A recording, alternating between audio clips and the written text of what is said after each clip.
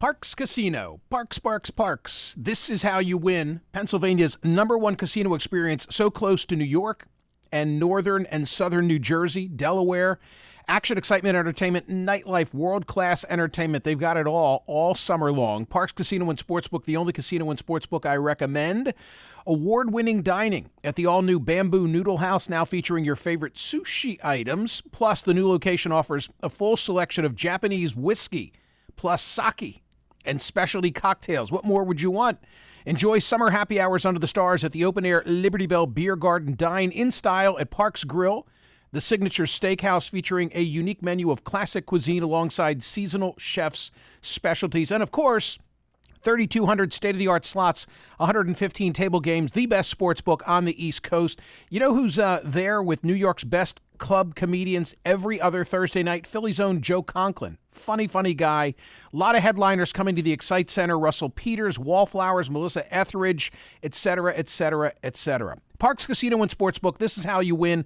Gotta be 21. Gambling problem, call 1-800-GAMBLER. Time now for the headlines from Smerconish.com, the daily newsletter. Be sure to see the #1 story at Smerconish.com, the newsletter as well today. It's from the Associated Press, and I'll tell you first why it strikes such a chord with me, and then I'll give you a little summary of what's contained in that piece. When I'm speaking to private groups, when I'm out on the road and talking about the political climate, I often have a part of my speech where I say we all know the problem presented by gerrymandering.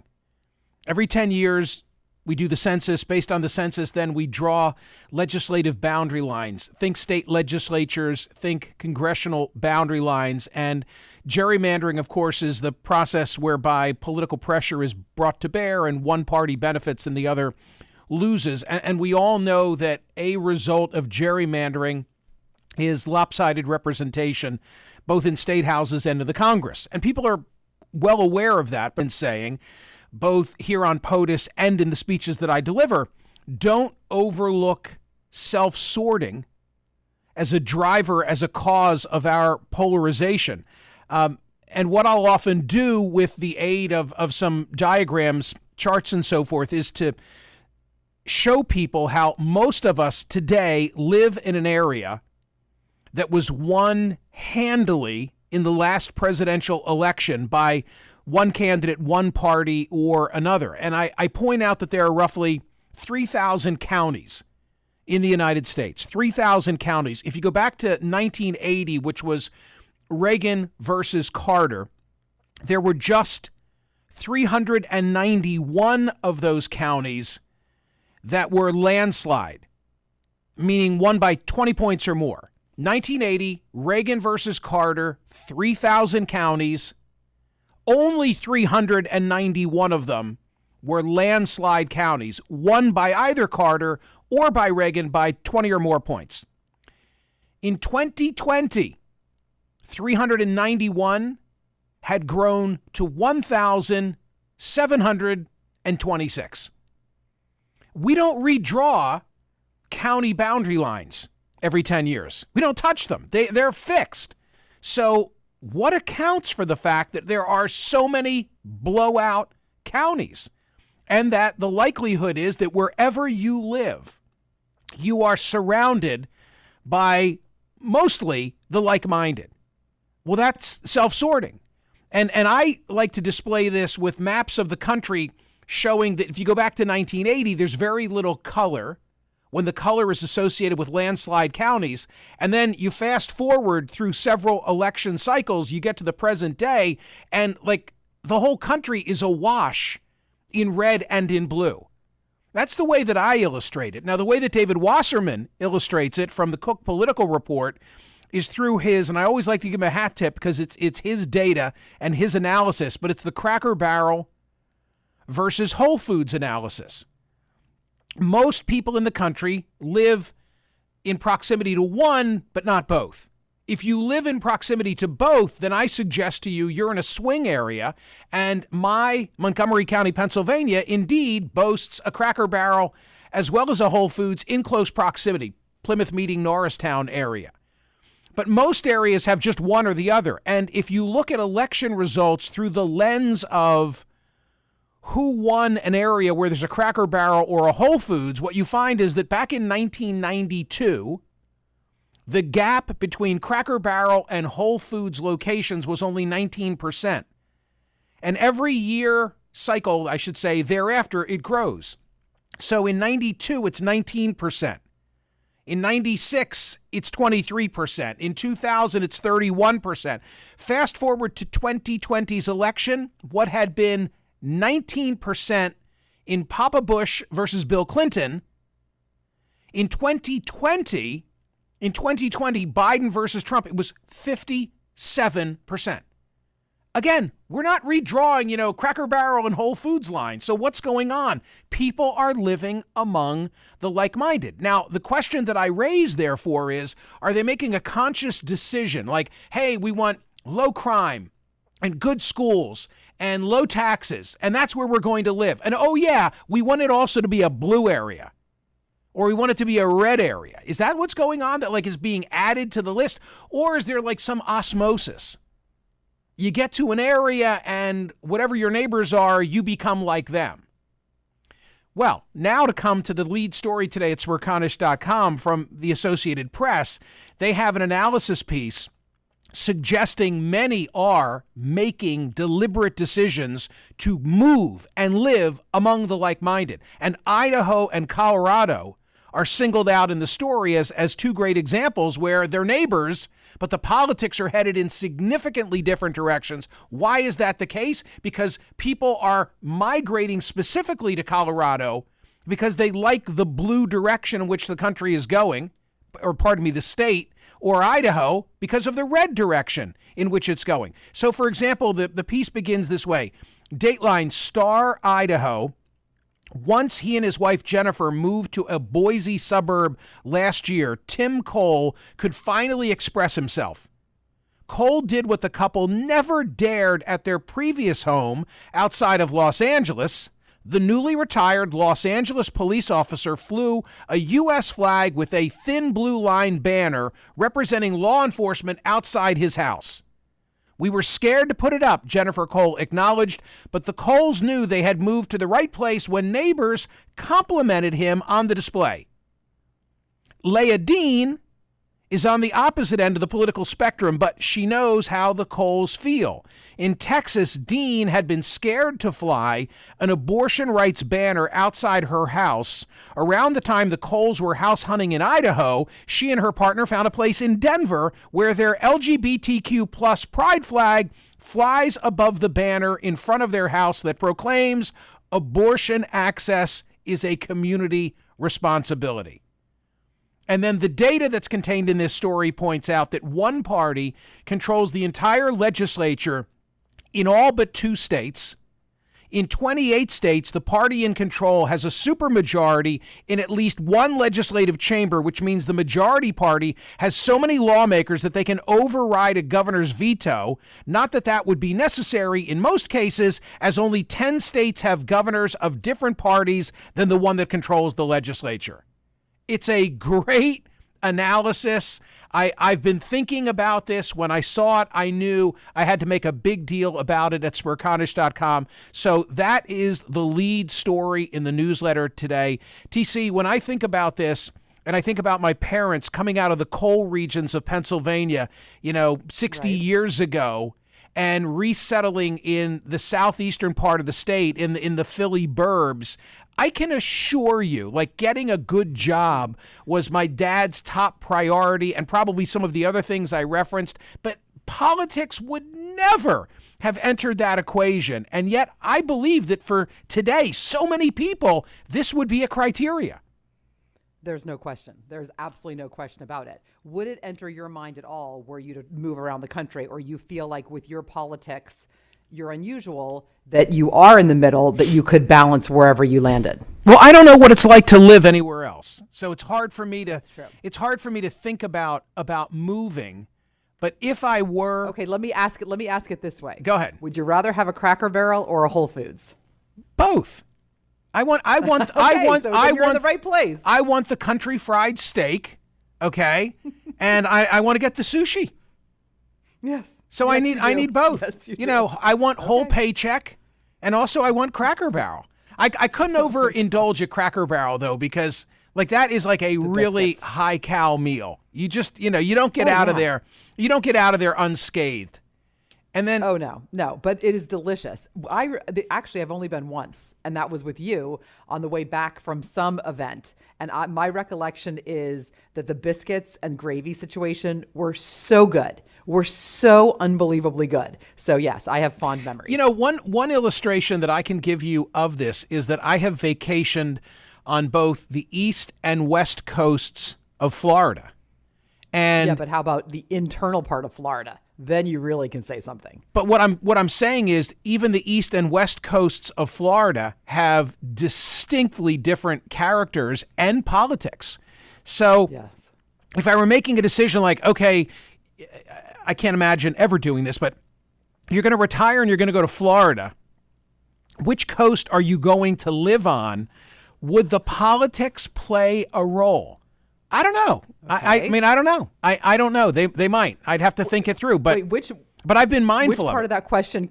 Which part of that question can you not imagine? The retiring part of the question, or the retiring Florida part of the question? It's the retiring part. I'm telling you, this is a great piece today. Go read it's phenomenal. This piece. I'm so glad that they invested the time to do it, because I've been thinking about this for a long, long time. All right. More headlines now from the Thursday. My God, it's Thursday, the Thursday edition of the Smerconish.com daily newsletter. TC, your pick. What else do you like? I like the piece that is in the Encore, but it's making national news about the high school principal who has been, I don't know if she's completely been fired, but she's been relieved of her responsibilities for now because she withheld 2 diplomas from students. Okay, now I'm going to say it the way the news said it. After there was a rule put down that you could not do any expression on the stage that would make the audience clap or cheer or laugh or anything. So the audience should not be participating. They wanted to get everybody on and off the stage, just walk across. And evidently she made it really clear. And 2 of the girls in the class did like little dances across the stage, and she withheld their diplomas. So in other words, instead of like reaching, you can picture walk across the stage, shake the hand, give the diploma. She put the diploma back in the basket. And she has now been relieved by the school district of her responsibilities. And the alums are coming out and saying, no, we support her. She was absolutely clear. This is at Girls High Community, which is in Philadelphia. It's a charter school. And it's making a lot of news here in Pennsylvania and also around the country. Well, you got to watch. You got to watch the video. But you got to watch the video. Sure. The video, I think, is what sells it. And I only saw one of them. I saw one who crosses the stage doing a dance, and then you see the female principal, who is standing there, and like the drill is, as we've all seen, when you cross the stage, you shake the hand, you get to the, and she takes with like some disgust, she takes the diploma, and you could see her shake her head no, and then puts it back in the basket, and she doesn't hand it over.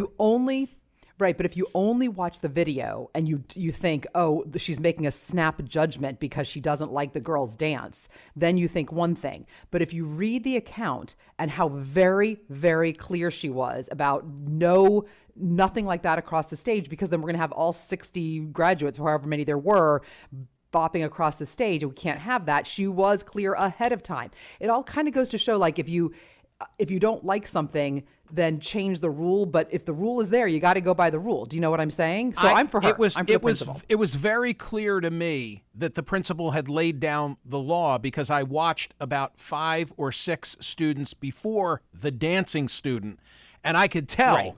I could tell like the law had been laid down. I'll tell you, we had one graduation in our family this year, and it was at a big school, and then preceding it there was like a Michael, you've discussed where it was, because one President Biden was at the graduation. All right, but I'm not talking about that graduation. I'm talking about the departmental one that preceded it, right? Which was just like probably 200 people. And we when our son's name was called, I think we applauded like it was anybody else's kid. Okay? Sure.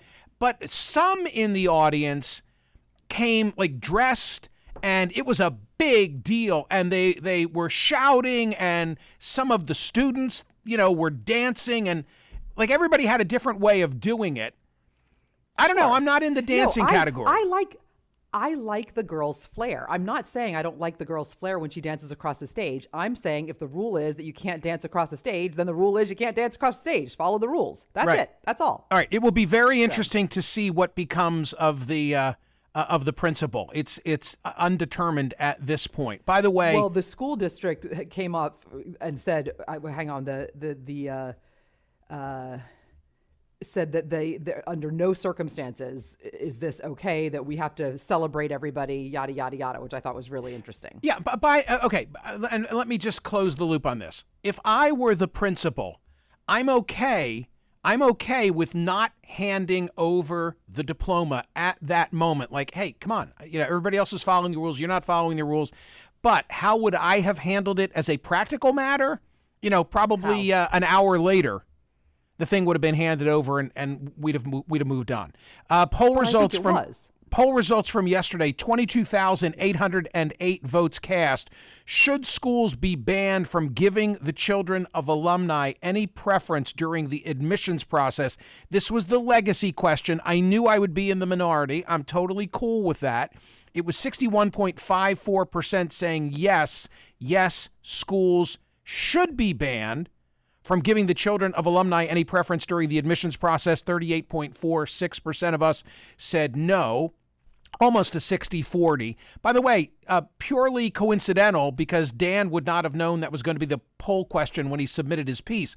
But there's exclusive content today at Smerconish.com from Dan Coonan. Legacy admissions more than favoritism. He argues there are significant financial reasons causing schools to cling to their right to use legacy as a factor in the admissions process. Today's poll question: given the shortages faced by our military's all-volunteer force, is it time to reinstate a draft? The burden of military service being shouldered by fewer and fewer households. 80% who are being recruited have a family member who's in the military. We're not expanding that circle at all. And each one of the branches of the service is falling short of its 2023 recruitment goals. TC, it's like every day we set a new heat record in this country. I know. It's like we set a record on Monday. Oh, wait a minute, here's Tuesday. Yeah. Oh, wait a minute, here's Wednesday. And therefore, there's a piece on Smerconish.com about it, because you're keeping up with what is, I think, one of the biggest news stories in the country right now. I'm hearing from friends from all over about how darn hot it is wherever they are. And it's crazy. It's oppressive. It's crazy. The storms are brewing. It's wreaking havoc with airline flights, because every afternoon there's another storm, and therefore it jams everyone up. But you know what? I have to say, people are asking, how is your garden faring in this heat? It's faring beautifully. It's faring. It's like in the humidity, you think? Gangbusters. Whoa. I'm hoping that I'm gonna be able to pose a time-lapsed video today or tomorrow. But in terms of what is the current state of the garden, it is crazy good, because as hot as it has been, we get these thunderstorms that have come out of nowhere, lead to a downpour. Killer. So there's plenty of water. It's amazing. It's just amazing. How's the weed situation? The weed situation is getting out of control. I mean, I keep up with it, and I don't mind it. But it's just so damn hot. It is just so hot. And I don't remember anything like this at any point. This extreme weather is a reality. It is what it is. Okay. And how about the Summer of the Shark? Are we doing that again? I don't know. I know that there were 4 shark bites reported off the New York coast over the holiday weekend. The media immediately, moths on a flame. Oh my God. And I've seen the footage. It's for real. But what do I think? I think that probably when the data is tabulated for the summer of 2023, we're going to find out that there were no more shark attacks, and maybe there were fewer than this time last year. That's my suspicion. And finally, one more before we close it out. Anything you want to say about Threads? I posted on Threads today. I don't know if I'll keep up with it, but Threads is Mark Zuckerberg's Meta brand new platform. It's, you can't do all these things. I don't do them all well. You really have to pick your poison when it comes to social media. But I thought, what the hell? I'll give it a ride and see what it's all about. People think that this could be a real threat to Elon Musk. I don't know. These two are going to fight it out in social media and maybe at the Coliseum as well. So we'll see how it all turns. Ladies and gentlemen, please make sure you're voting on today's poll question at Smerconish.com. Thank you so much for doing that. It is a Thursday, TC. Don't run off so quickly. So a TC After Dark has dropped, and we want you to listen to that as well. It's on bone sucking sauce, and I'll just leave it to go at that. What more need be said? What more need be said?